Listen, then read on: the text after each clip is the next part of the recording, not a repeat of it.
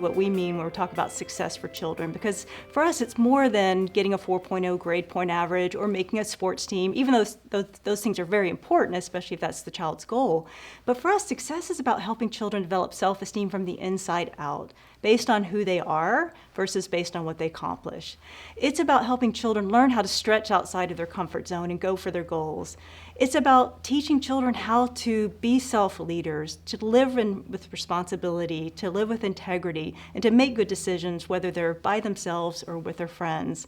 And success is about helping them learn how to handle life's curveballs so they can handle disappointments or mistakes, move through their fear, and manage changes like they've been doing for the past year.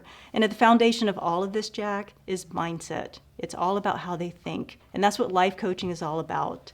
And at Adventures in Wisdom, we bring life coaching to children and personal development, mindset work. And one of our coaches was working with a girl named Julie. She was about 10 years old. And Julie was really struggling with respect. And what we teach is that every time we're with someone, we leave a mark, either a gold heart or a grungy mark based on how we treat them. And her assignment for the week was to practice giving gold hearts. And Julie shared this activity with her family, and her whole family took it on and practiced giving gold hearts. And it was transformational, not only for Julie, but for her whole family as well. And just shows you the impact that this can have, not only on the child, but the whole family. We had a coach who was working with a boy named Tyler, and he was probably, I think, about 9 or 10. And Tyler he lived in a high-rise apartment, and he would look out in the play yard, and he would watch the boys playing, and he was just terrified to ask the boys to play. And he was working with the coach both on self-confidence and self-esteem. And so she was working with him on a series of stretches. And one of them was to go to a coffee shop and introduce himself to other people. In fact, we have a picture of him in the middle of his stretch in the case study on our website, and it's really neat to see.